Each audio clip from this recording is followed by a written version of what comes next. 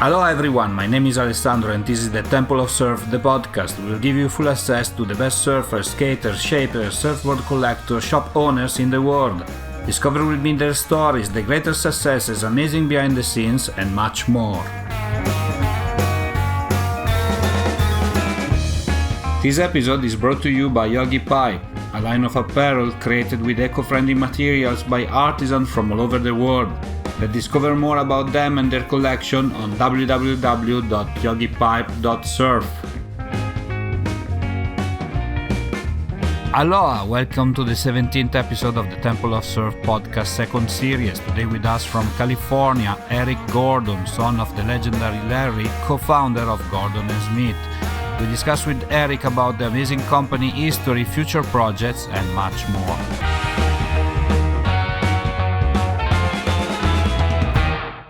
Hi Eric and welcome to the show. Where are you today?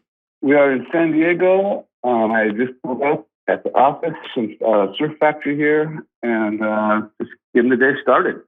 Amazing. The start of the week with the Temple of Surf podcast. So a different way to start on Monday morning, right? Today we're going to talk about surfboard, of course, Gordon & Smith and the history of this legendary company. But the first question that I have for you is, in your opinion, what is the most important thing in surfing? If I have to go on, it's really about the stoke, being stoked, no matter what you're riding, where you're riding. You know, it's the three elements of the surfer, the surfboard, and a wave. And I really believe, no matter how stoked, just being stoked is what drives you through that whole journey of being a surfer. You know, different places, different people, different boards and equipment. And I guess I'd have to say just being stoked, because if you're not stoked, you're doing it wrong. Or it's not worth it. Definitely, I totally agree with you. It's super important.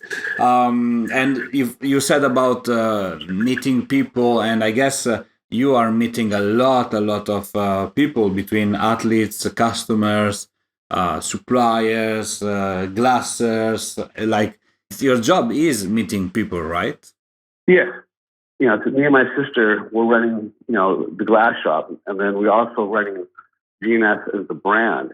And yeah, all day long, it's dealing with our team of board builders. We have customers, the suppliers, and it's nonstop. But the surf industry is a big family, and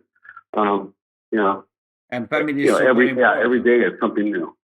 New people, but we love what we do, definitely.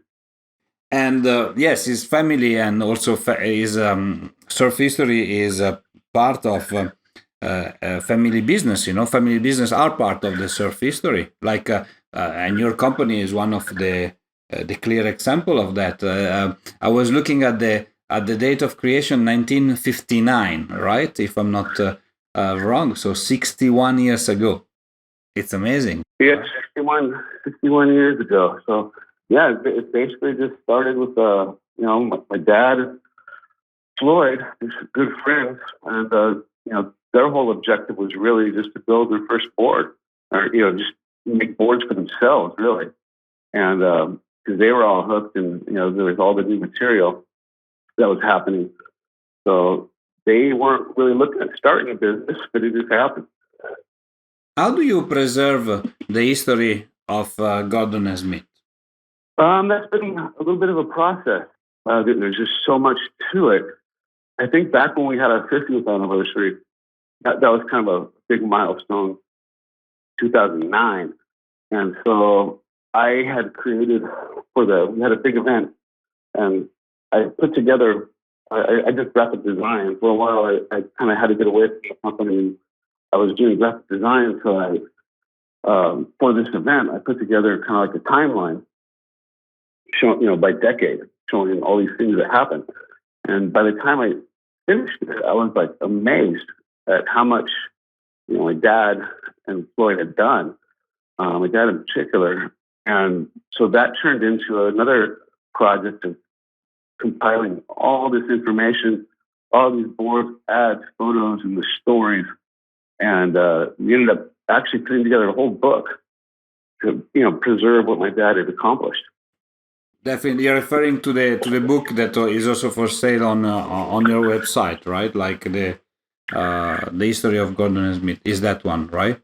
Yes, it's one long ride. And, we only made had about 1,000 printed up, and we're looking at possibly doing a reprint with some slight changes to it, or I'm trying to figure out how to get that available online. Just to have it out there. And so I don't know if we can just have it cheap or almost free. So I'm trying to figure out how I can take all that information and just make sure it's out there as a reference, as a story that preserve the whole thing. So. Yeah, in effect, during the episodes of the podcast, one of the things that raises up from the interview is that it's so important to share and preserve the information. Even when you talk about with collectors, surfboard collectors, is like you can keep the board for yourself, but and not to share with anybody else. But then the history of the board sooner or later will be lost. And kind of big surfboard collector or big names in the surf industry, they have also the responsibility to make sure that the history is preserved.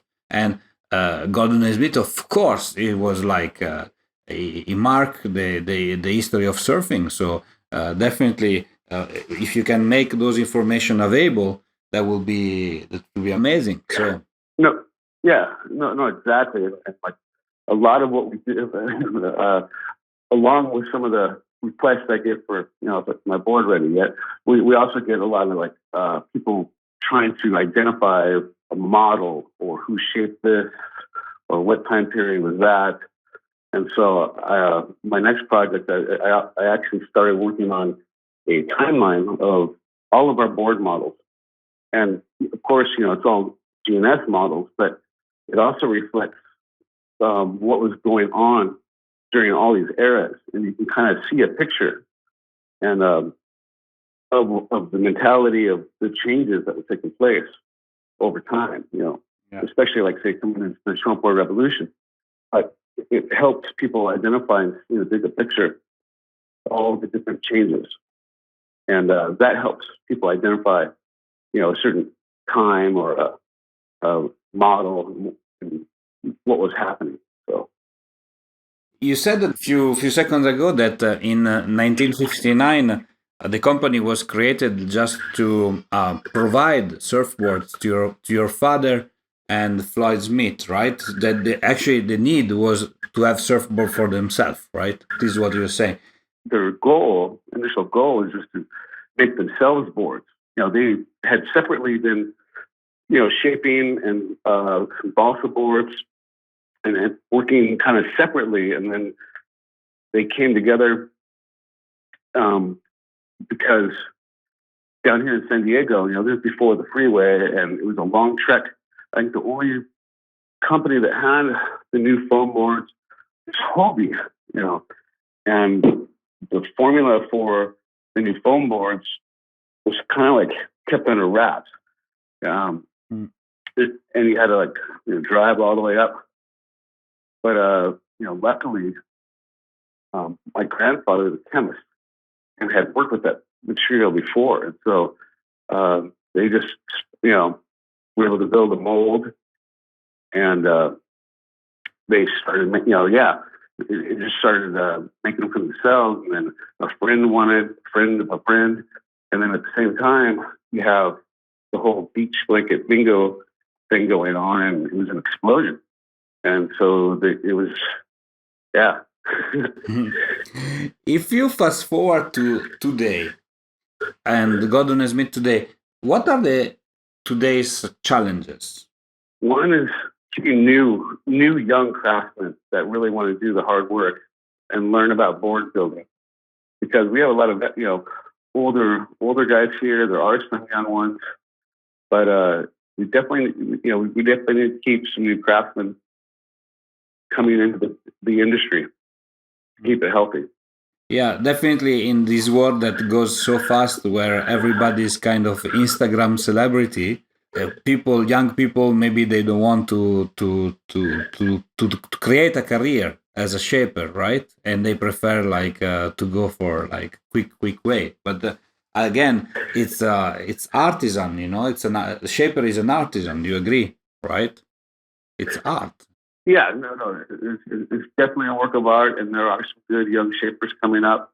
And I see some, like you said, you mentioned Instagram, and it is easier now than ever to all of a sudden have a fancy Instagram and shape some, exciting looking boards and cover it with some abstracts, and you have a nice label. But I think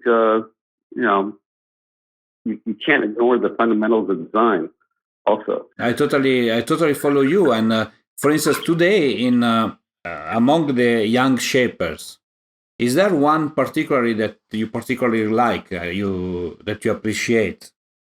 I know I listen to one of your podcasts, and Ryan Birch always comes up, and Always, huh? that kid is the real deal. He does some some stuff that I wouldn't dare touch. Try to shape myself. But he has definitely studied, and he's worked with Ekstrom. He just has a natural talent. We glass his boards here, so I get a chance to kind of look at it. I'll put a straight edge on it, and yeah, he's very talented, and he's doing some really interesting things. But it's not all just the bells, whistles, and tricks. He does really nice, standard shapes that are really fundamentally sound. Yeah. It's again discussing with shapers like Stu Canson or Pat Rawson, or they always say like shaping is a matter of a relationship between customer and a shaper, right? The best surfboard are the one that are developed together. Do you agree with that?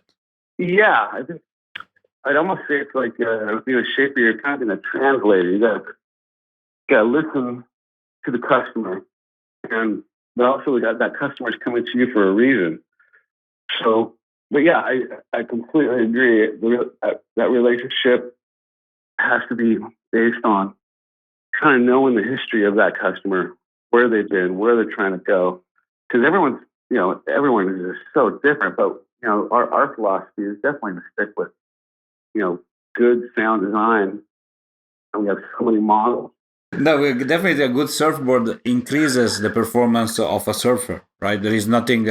I mean, it's science, if you want to say. It's if you are surfing the wrong surfboard, is gonna be very very difficult. So, in your opinion, what is the most important thing in shaping? I think it's. I usually guide myself by there's certain numbers you want to hit, and like I said, some people get over obsessed by certain numbers, but there is a point where you have certain numbers that are very sound that are going to help and work with either that template.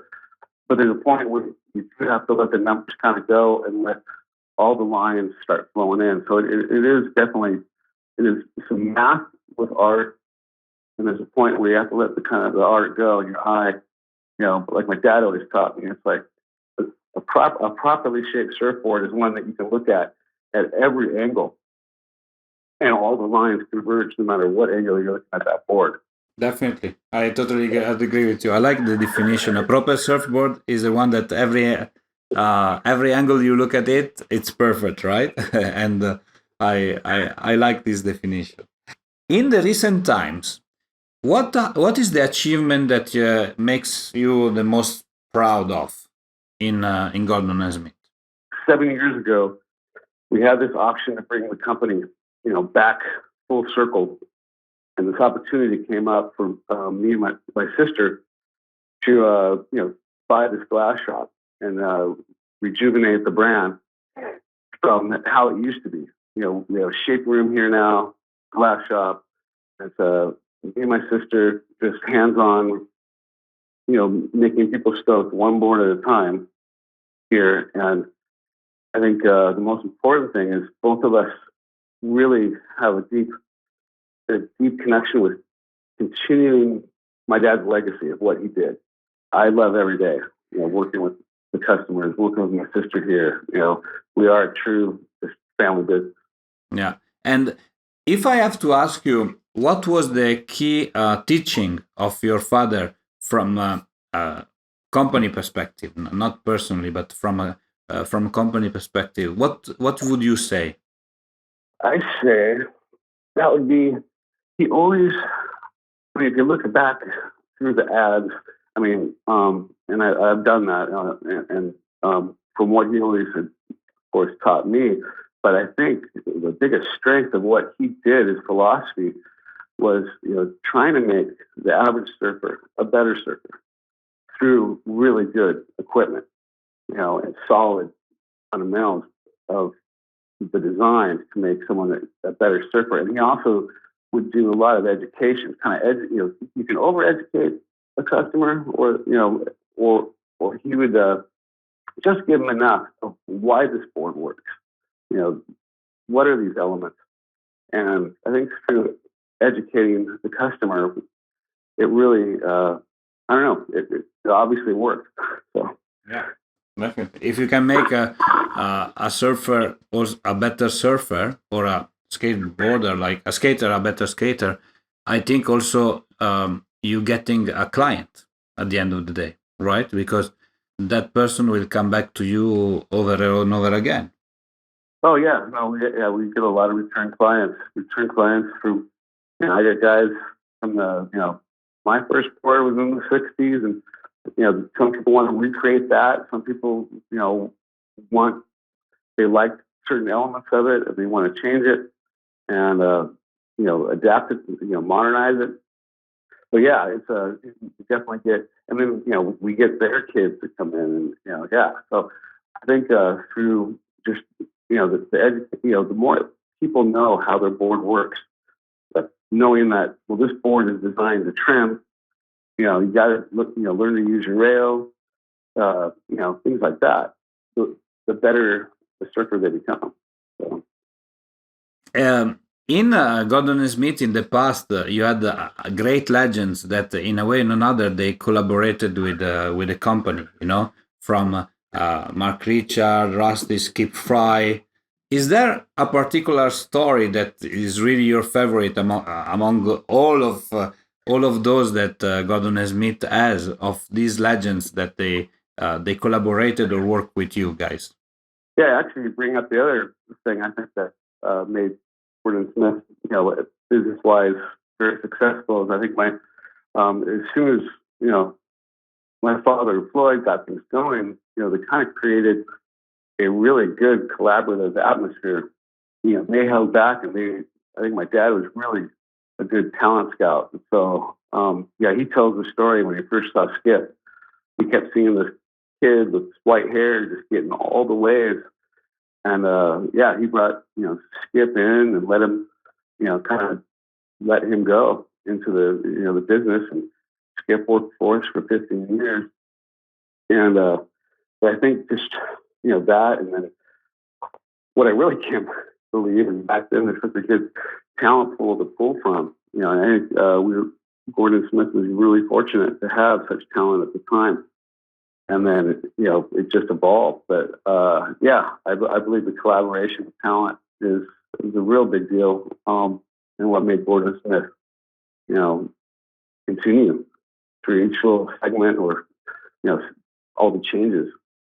Definitely. And do you foresee collaboration in your future, or is something that belongs to the past, and today you prefer to work on the name Gordon Smith, and that's it?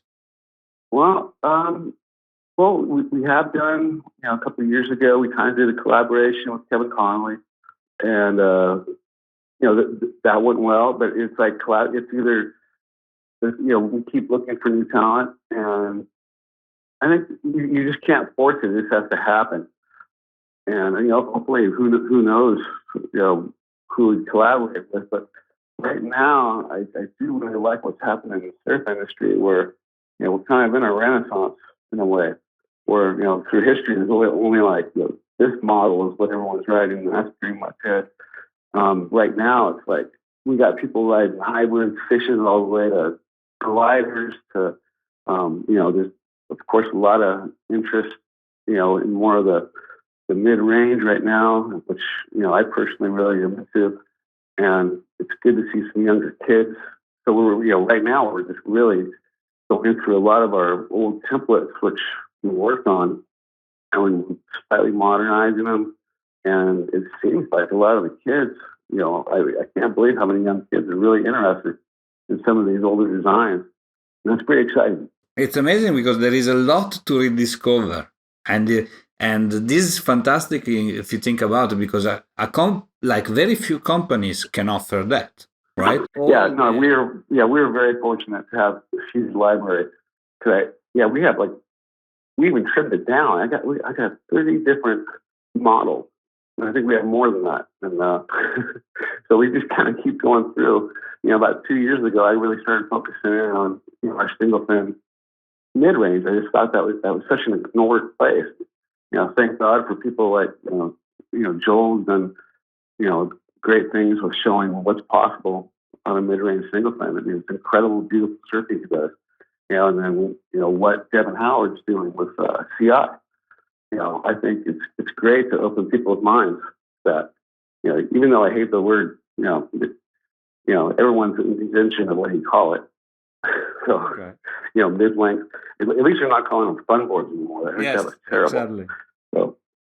No, but it will be amazing, if those young kids will come back and say like, have you seen the new model of Gordon and Smith? And then it just like maybe a model of 40 years ago that is been revisited, and it works still amazing, right? So at the end, it's. Oh yeah, I mean, there's so much work. A lot of these models, they were collaborations, of in-house shapers and my dad. I think we are unique in the fact that people come to us for the models. Each model has its own way it works, and we try to put as much information out there about them. But we have kids doing their homework, and they're all about it. I'll have a 16-year-old kid. I see the magic. I've studied. I've heard about it. Its roots, and I want that. It's pretty cool. So we're definitely more of a model-based company, and it's taken me a while to wrap my head around it. It's amazing. So we're having fun with it. It's just especially when you think, especially back in the shortboard revolution every month there was something new. I mean, they kind of they had some really good ideas, but they passed on it, and all of a sudden, the fish came out. Forget that, what we had before. But there's some really good templates and ideas that just need a little bit more refining. And I really like that right now. It's really exciting. Yeah, to see, coming back, and how would that template be with a modern bottom contour and a quad, or as a Bonzer 5? It's the sky's the limit. We're just having fun with it. I totally agree with you. And also, if I go back at the beginning of our interview, you said something like, I'm not doing it for the money, I'm doing it for the fun, right? And this part of the creation and the rediscovery of shapes from the past is a lot of fun. So that's good, good for you, good for the clients, and for the people that can admire those shapes made like 30 years ago or more, actually, in 61 years of history. We're going to finish our interview with a short Q&A session. So please answer the first thing that comes up to your mind, okay? Okay, I'll try. Let's do it. The best surfboard that you ever ridden? I would say, that's tough. I had I think it was a 6'4" hybrid fish that Larry Mabel shaped for me. And it was right during that kind of late 90s, early 2000s when the fish came back, and everyone's riding fishes again. And I remember I hadn't ridden a fish in a long time. I rode one, and I mean, I know some people are going to hate me, but I just, they're fun and fast down the line, but sometimes, getting them to turn, I either got to get really low and it just wouldn't budge. So I had Larry Mondale. He took all the good things about the front end of the fish, the rocker, but then just added more of a modern tail to it. More of a tucked swallow, modern, double concave. And yeah, I rode that board for 5 years. It handled just about everything. It was an awesome board. Amazing. Your favorite shaper? Oh, see, that would get me in trouble. Too many shapers. But I think my safest answer is probably either, Velzy and of course, Good.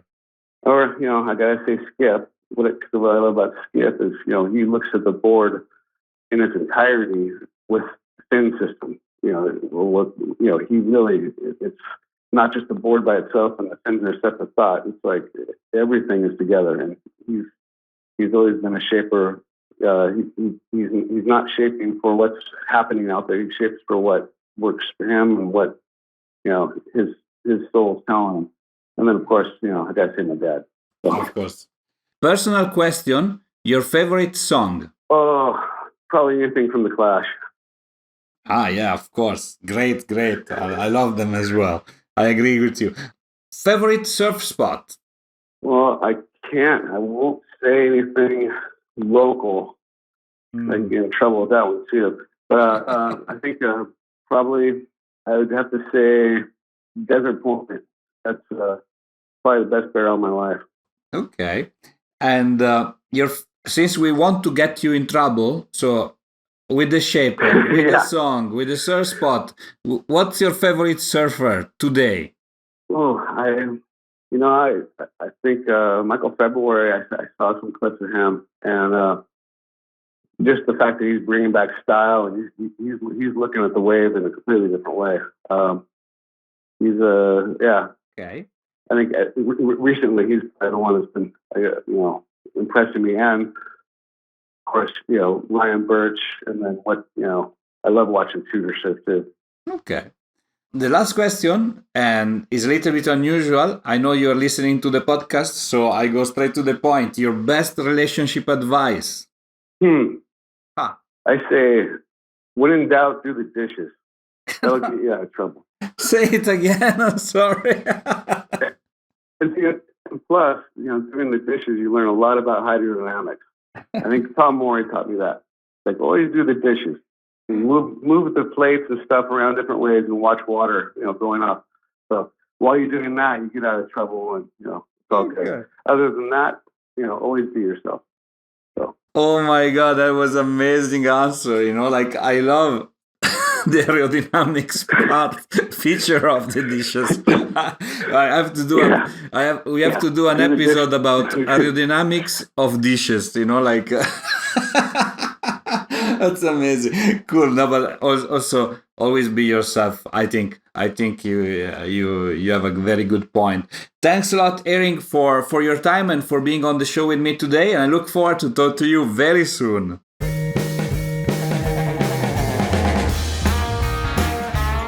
Hi, it's me again. I hope you enjoyed our today's episode. If you want to know more about us, please follow www.thetempleofsurf.com and all our social media. Mahalo!